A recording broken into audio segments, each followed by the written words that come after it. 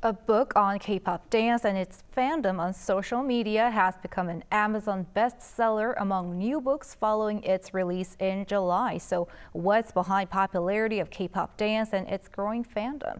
Tonight, we invite Dr. Ojuyon, Associate Professor of Dance at San Diego State University and the author of K-pop Dance, Fandoming Yourself on Social Media. So Dr. O, welcome to the program.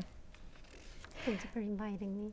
Thanks for coming on. So first of all, tell us more about your book for our viewers. So perhaps could you give us a little bit about sneak peek?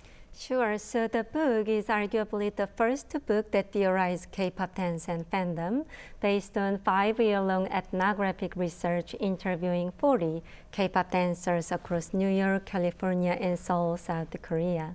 The first part of the book traces the evolution of K-pop dance from the 1980s, focusing on broadcasting dance troupes, to 2020, where K-pop idols are almost like dance influencers.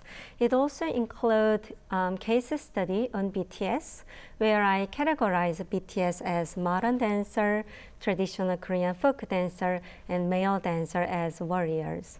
The second part of the book focuses on K-pop dance fandom, especially cover dance. K-pop cover dance refers to a practice of imitation where dancers try to look like K-pop idols by replicating the original choreography, even makeup and fashion, and lip singing in Korean. So I argue that because the body is inseparable from dancing, when K-pop cover dancers are imitating and idolizing K-pop idols, they are actually fandoming themselves and their bodies. All right, nice roundup of your book. So how did you feel when you heard that your book was a big hit on Amazon? Sure. It felt almost surreal because there is uncountable number of books released every day on Amazon. So it ranked #1 in the new release in communications for a week and then for entire month in the category of popular dance studies.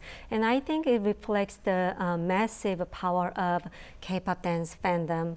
And I feel also grateful to people who are interested in K-pop dance as an academic field, and also, most importantly, K-pop cover dancers and fans who are not just music listeners, but rather creators and producers and researchers of K-pop dance. And Doctor, I want to ask you, what has inspired you to write this book? Sure. So I wanted to illuminate the hidden effort of K-pop dancers beyond the spectacular idol stage that we see, because it is only the top of the iceberg. What I mean by K-pop dancers include backup dancers, retired idols whose career wasn't successful but now working as performance directors or teachers, and also foreign choreographers who are sending video files to K-pop agency but whose names do not appear on the ending credit, and also K-pop cover dancers who are literally spreading the K-pop dance fandom across the world. So I brought the book because I think the cover photo represents my driving force. So first of all, it is created by underground visual artist. My husband found him searching on Instagram for a month. And it turned out he used to be a K-pop backup dancer. But like many K-pop backup dancers whose names are forgotten, we do not know his name. But I think all these people behind the main stage also deserve close attention. The other reason why I really like this photo is that it comes from BTS, Jimin, where he performed a traditional folk dance inspired show. So I think BTS, and along with other K-pop dancers, they represent the boundary crossing nature and talent of K-pop dancers who integrate Western and Asian classical contemporary dances. That's very interesting. I've never heard of it. So, Doctor, you have studied dance for a long time. So what makes K-pop dance so special? So why is it gaining global attention? Sure. Personally, I think K-pop is a social dance of the global youth. The reason is that, first of all, K-pop dance has very clear formula. If you look at K-pop, you can say that it's K-pop dance because of the choreography, the pointed choreography, or even the fashion style that is related with K-beauty.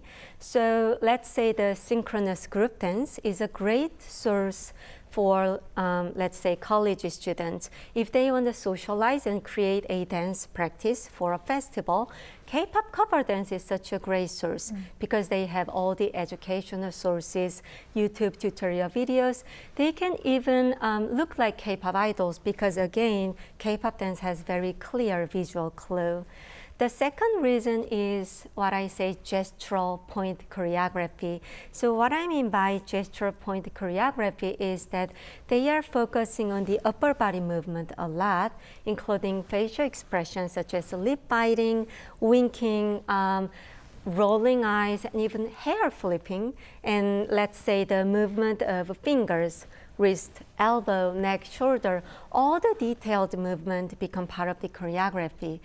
Because it's easier to imitate compared to leg or feet movement that need year-long practice. It is also, it looks more eye-catching on social media stage that is as small as a smartphone size. I also talked about the establishment of the K-pop body. That is slightly racially ambiguous and ethnically ambiguous, but it looks like K-pop idol.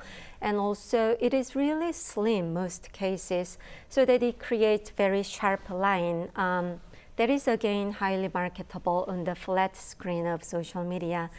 I also highlight the importance of education, like a prodigy education, because dancing relies on the body that ages.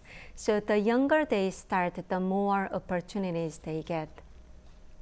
All right, Doctor, very briefly, before you go, so what do you say about like social media having an impact on K-pop dance? Right. I think K-pop dance, maybe it might be a coincidence, but I would say the people working in the industry are very keen in terms of adopting the new technology and making the camera edit almost part of the choreography. I think social media is backstage to socialize and front stage to perform, because in the past people danced in a dance hall, dance club, or theater, but nowadays social media is the main stage.